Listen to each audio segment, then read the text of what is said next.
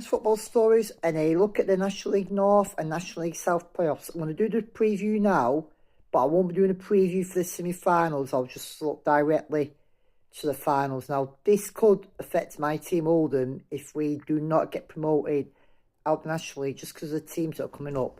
We've seen two intriguing races in this division, and on Saturday, the National League North, Kidderminster started the day, top of the table, no win against Southport, would secure the title and an immediate return to the National League North.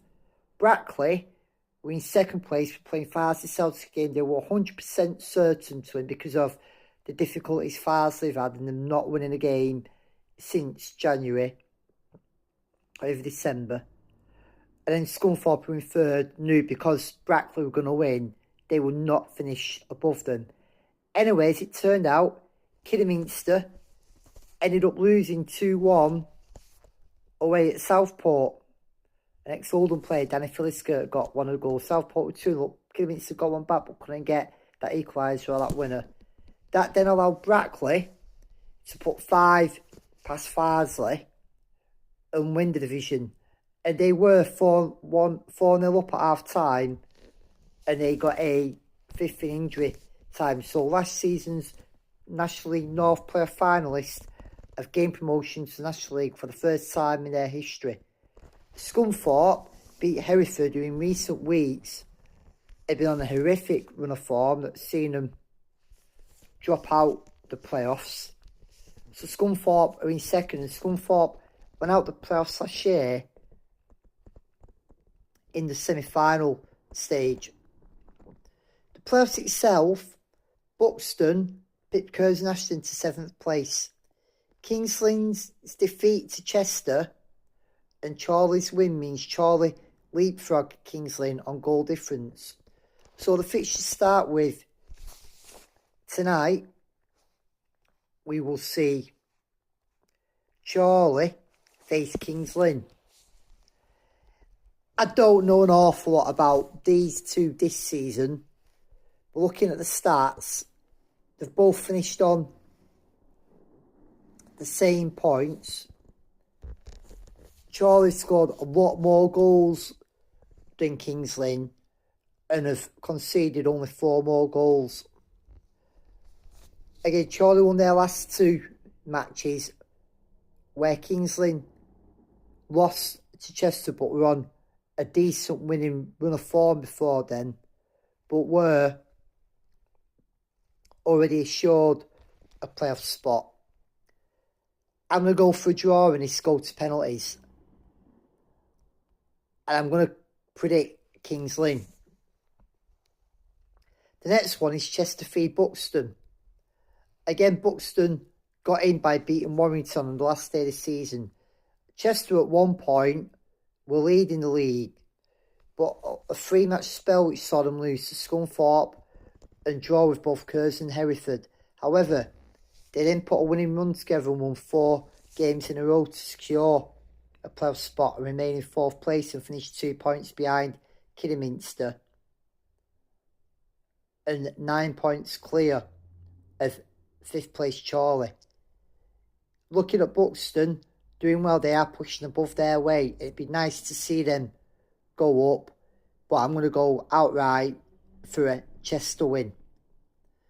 Now then comes the potential semi-finals. And again, it's going to be 2 interesting games. Scunthorpe will play the winner of Chester and Buxton. This is a very tough one to call, especially if Chester get through. But Scunthorpe have already beaten Chester.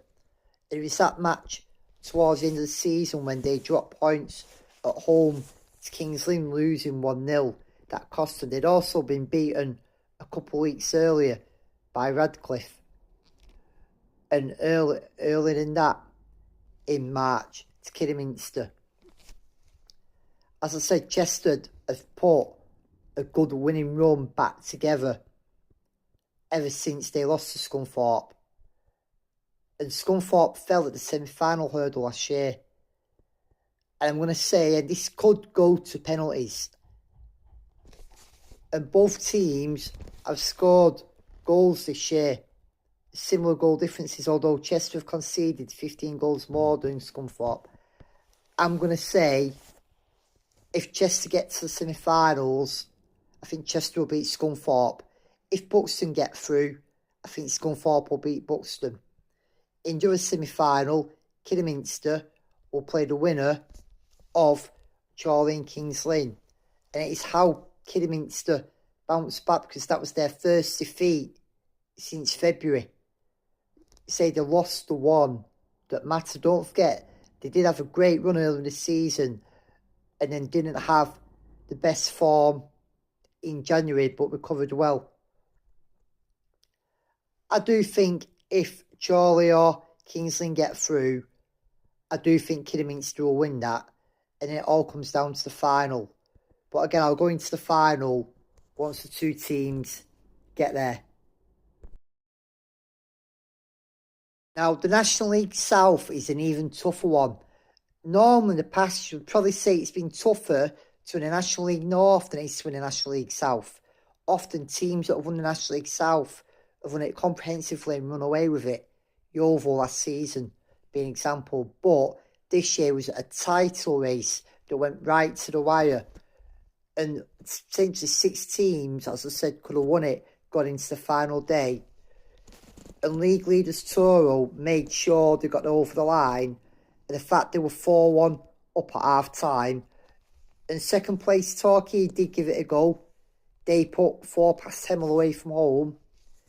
Eastbourne won 3-0 against Weston-super-Mare, ending Weston-super-Mare's playoff hopes. Worthing won 5-1 away at Enfield. Borough won at Tunbridge, while Dorking beat Chesham 2-0. And Maidstone actually drew away at Farnborough. So as it stands, Worthing, last season's National League South playoff finalist, will place 7th place Maidstone. Maidstone, who were back in this division, having come down last year from the National League, would be looking to bounce back straight away. Borough and Dorking also got relegated last season, and both of them will be looking to bounce back straight away.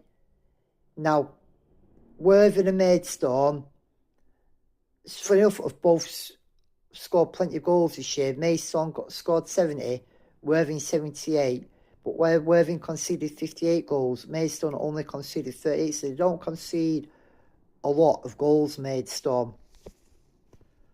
But the form, in the last 5 games, he drew 3, won 1, lost 1, but before that, they won 3 on the spell. 3 in a run, sorry. And so they were going into that in some good form. Worthing, again, they'd won the last 5 games, saw them lost 1, drawn 1. But before that, had dropped a couple of points as well, losing away at Hornchurch and Welling. It's a tough one to call, but Worthing did finish 9 points clear. 9 points clear of Maidstone. So, and it's home advantage. I think after what happened last season, I'm going to say a Worthing win. Now, Dorking and Borough both finished on the same points. Borough scored 86, conceded 48, while Dorking scored 89 and conceded 54. They have won the playoffs before when last time they got in the National League. Mark White knows what to do. And I like Mark White. He's in touch with the modern game. And I'm going to tip Dorking to beat Borough Wood. Now, the semi-finals will be the winner of Dorking and Borough Wood away at Torquay and Worthing and Maidstone away at Eastbourne. And again, it's a very, very tough call. Torquay themselves didn't score as many as Dorking, but more than and Borough Wood as well. But I think the fact Dorking have been here before, Torquay, don't forget, have got over their financial issues now. I've tipped Dorking to beat Bournemouth. I think Dorking would beat Torquay as well. It's just how Torquay reacts at their head still. The fact they've gone all the way and not got promoted on goal difference. It's a bitter pill to swallow. Eastbourne and Worthing, again, they finished on the same points. And Worthing scored more, conceded more. Eastbourne scored less, conceded fewer. And like I said, the form they were going into that game, both teams, although Eastbourne's form was just slightly better than Worthing, I still think Worthing, on the back of last year being a finalist, will really want to put that things right. And I'm going to tip Worthing, if they do get through, to beat Eastbourne. If Maidstone get through, I think Eastbourne will be too strong for Maidstone. But we'll see what happens. And again, I'll preview the finals near the time we see probably how wrong it could be. And finally, a couple more congratulations. Congratulations to Bedford Town, who've become champions of the Southern Central Premier League in another tight race where they beat Kettering to the title. This is the same Bedford Town that a couple of months ago were rumoured to be getting a merger with Real Bedford.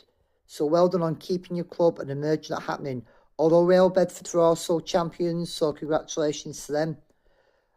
Torquay United were not the only team who missed out on goal difference. Borough missed out on goal difference also to Horsham in the Isthmian Premier Division, meaning Horsham will be in the National League South next year.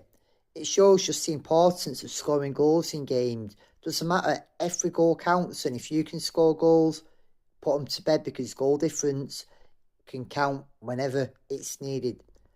And that concludes the preview to National League North and South playoff previews. I've also uploaded my Champions League semi-final preview predictions. Say there'll be Europa League and Conference 1 coming on Thursday. I'm Tommy Oldham. See you on the terraces.